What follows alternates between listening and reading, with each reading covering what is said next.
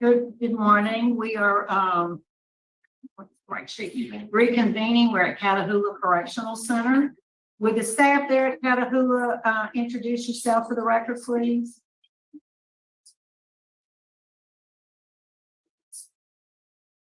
You're on mute, sir.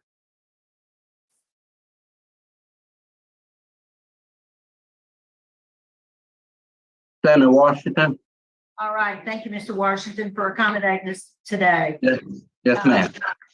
And so let me ask Mr. Bryan, would you introduce yourself? Tell us your name and DOC number. My name is Bryan Chevallier, 567622.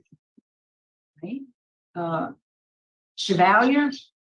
Chevalier or Chevalier, however you want to say it. Okay. Mr. Chevalier, I'm going to read some identifying information and then we'll have the parole interview with you. We do have a participant who wants to speak this morning. We have Ms. Sarah Faulkner, and we will call on her at the appropriate time for her remarks. Mr. Chevalier, you're classified as a second felony offender. You're currently serving a 15-year sentence, aggravated battery, possession of methamphetamines, and second-degree battery. Your parole eligibility date was February 3rd, 2020. You had a good time date, August 8th of 2024. Does that sound accurate? Yes, ma'am. Your case has been assigned to Mrs. Jackson. Would you answer her questions, please? Yes, ma'am. Mr. Chevalier, good morning. Good morning. How old are you? 37. 37. And how long have you actually been incarcerated on this charge? August the 16th or 17th make 10 years flat.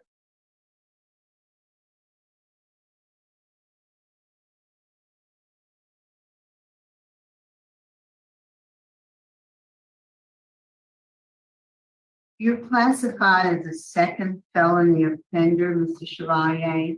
Your prior conviction was also a crime of violence. It was a second-degree battery. And you were on probation for that battery at the time of this offense. Is that correct? Yes, ma'am. Tell us the circumstances of the second-degree battery. The first one, Yes. I was just at a party and drinking and things got out of hand. Well, things got out of hand and explain what you did. Well, somebody was trying to start a fight, and I said, that ain't the way you start a fight. And I hit old boy, and it just kind of, kicked him. I hit him and kicked him, I think. Pretty sure. Well, you did. You Yes, ma'am. punched the victim in the face. He fell on the ground, and both you and your brother kicked the victim in repeatedly, including in his head, and he was finally able to roll under a vehicle to get away from the situation. Yes, ma'am. Remember? Yes, ma'am. All right. The offense that you're in prison for, the second-degree battery, the aggravated battery and possession of meth. The aggravated battery involved your then girlfriend. Is that correct? Yes, ma'am. Can you briefly tell us what you did in that case? Well, I kind of lost control that night. I don't really remember what all happened. No. But I know we got way out of hand. I hit her and cut her hair off, and What else? You sexually assaulted her. no, ma'am. You denied sexually assaulting her with a broken baseball bat. No, ma'am. You did deny using your fist to sodomize her. No, ma'am. Okay. So, what do you say happened? I was watching I had a little camera system at the house. I got back to the house. She was nowhere to be found. And I was sitting in the recliner watching the camera system I had. And she comes through the front door. I grabbed her up by the hair of the head, cut her hair off. And actually, when I cut her hair, she threw her hand up and I cut her hand a little bit. Why would you cut her hair off? I don't have a clue. I was really messed up on drugs and I was on steroids. It's just a rage, I guess, ma'am. And what happened after you did that? We went, got in the truck and rode up the road and came back and she got out the truck and I left. Why did you get in the truck to ride up the road? Because she was out in the woods with somebody. I didn't know who. I thought she might have been. I don't know, to be honest with you. What happened is she got away from you, ran and hid in the woods until somebody came along and took her to a convenience store where she could call for help. And she was so afraid that even when she got to the convenience store, she locked herself in the bathroom and would not come out until the police convinced her that they were law enforcement. And then she came out and she reported what you had done to her. That's one story. That's what the police wrote in the police report, and they were there at the convenience store. They were the ones who talked her out of the bathroom. I do not know what happened after I left the house. I know what happened when I was there, and I don't know nothing about after the fact, ma'am. I see that you went through Steve Hoyle for substance abuse treatment in 2021. Yes, ma'am. Tell me about that. Well, I learned a lot of things. I learned about the 27 factors. I learned the anger management, the 4 Qs on anger management. I took the GED program and with the COVID and everything, I could not complete get my GED there because of COVID. Well, where are you currently housed? At Catahoula Corrections. How long have you been there? I have did my whole time here except for the 9 months I was at Bossier And when at the did Steve Hole program. you come back to Catahoula? Ma'am? When did you get back from Steve Hoyle? Like June 20th something. Of what year, Mr.? Of 21. They don't have a GED program at Catahoula? No, ma'am. They have any programs at Catahoula? I took everything Miss Stevenson would let me take. I took victim impact, anger management. Well, tell me about victim impact. Victim impact showed me a lot of stuff. It showed me about the hurt I showed on both sides of our family, the family of the victim and my family, that should nobody be deserved to get hurt.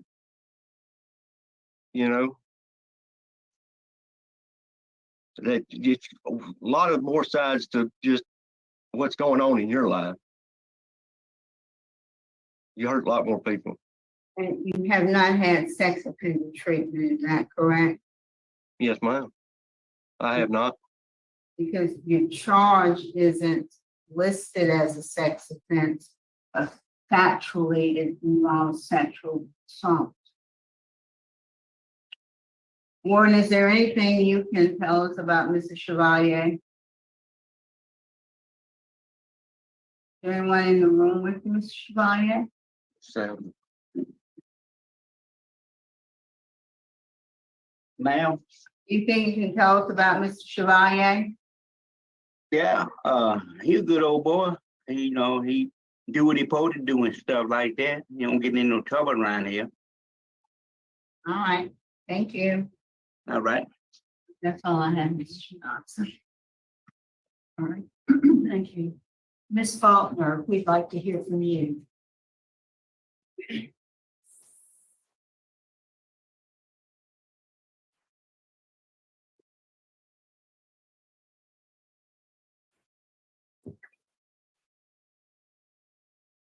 Can you lower your camera a little bit?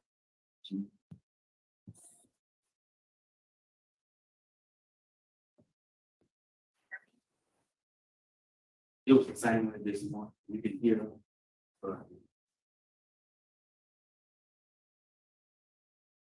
Trying to find the unmute button.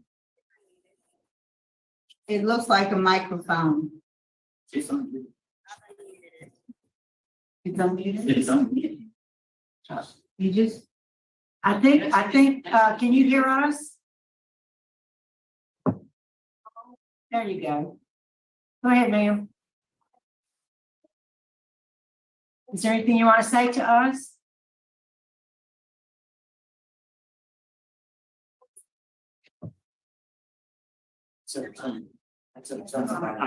Can you turn your volume up?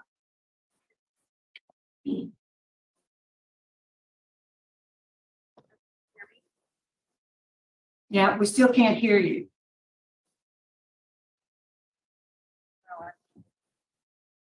There's something.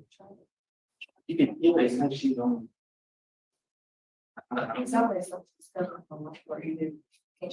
Yeah, I said something. covered. Can you speak louder? No.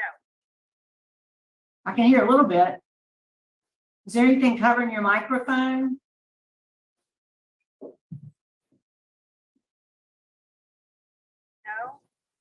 Can you hear me now?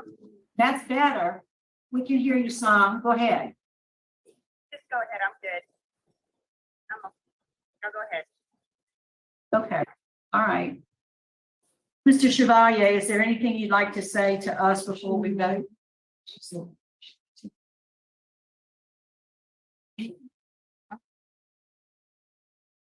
Anything you want to say, Mr. Chevalier? Yes, ma'am. I've been down a long time. I've been in jail more than I have since I turned 18. And my mother, my family, I've got nephews and nieces I don't even know. I'm just, and it's killing me. I wasted so much of my life over one mess up one night. I wish I could take that night back, but I can't. You know. That's all I got to say. All right. I think we're prepared to vote. Mrs. Jackson? Mrs. Chevalier, this is a very troubling case. You have a history of really extreme violence, starting with your first conviction, where you and your brother kicked that young man repeatedly in the head, and he had to hide under a truck to protect himself. And then what happened to Ms. Chevalier, which is really terrible, really terrible. You've done substance abuse treatment, but I really think you need to do sex offender treatment, because there was some terrible things done to Ms. Faulkner of a sexual nature. And I think that until you address those issues, I will not feel comfortable voting in favor of you. So I'm going to deny you, but recommend that you maybe go back to Steve Hoyle for their sex offender treatment program. So my vote today is to deny. Mr. Freeman? I concur. My vote is the same. I saw you the last time you came up, and I still have the same concerns. My vote today also is to deny. We will make the recommendation, though, that you be moved somewhere where you can get the sex offender treatment. I'm gonna deny it. Good luck to you, sir. I'm gonna. I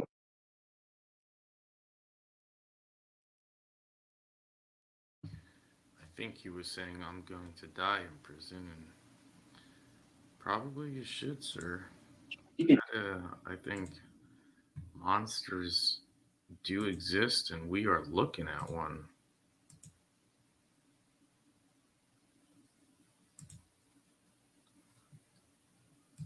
I mean,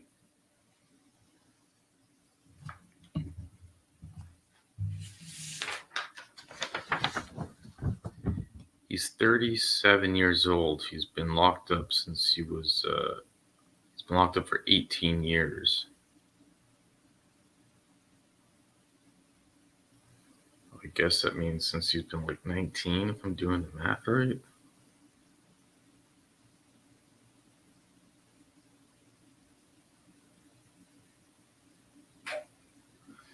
And he's, for one, in complete denial about what he did. He said, you hit her and then you cut her hair off. Then you sexually assaulted her with the baseball bat and you sodomized her with your fist. And at that point, he laughs. I didn't sodomize her with my fist.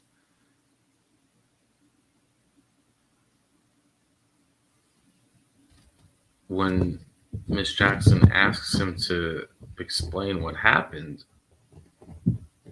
what I interpreted him saying was really that this guy is a paranoid control freak that thought she was cheating on him. And he punished her because of it. And this is why I thought that. He says, I came home and she was nowhere to be found. Because, of course, he comes home. She should obviously be exactly where she's supposed to be.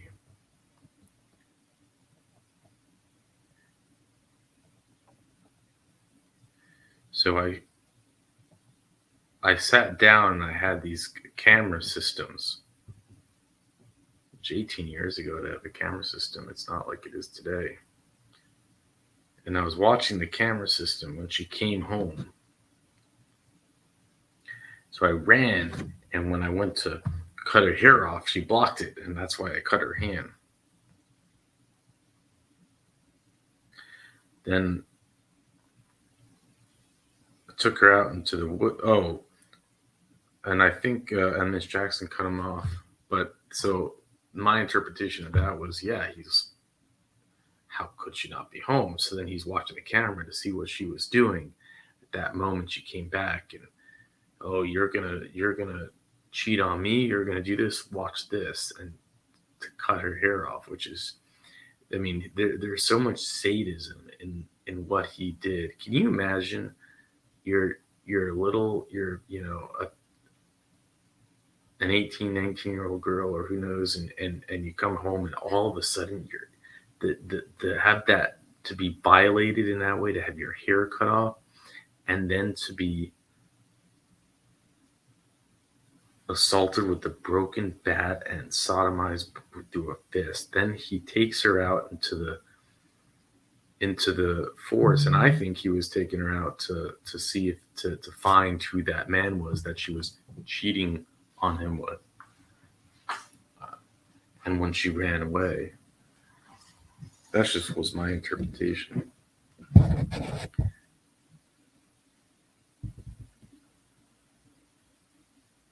Of course, she was doing nothing of the sort. That's even completely. It's just terrifying. So he sits here and he denies it. He acts like he's done nothing wrong. All he feels bad is for himself.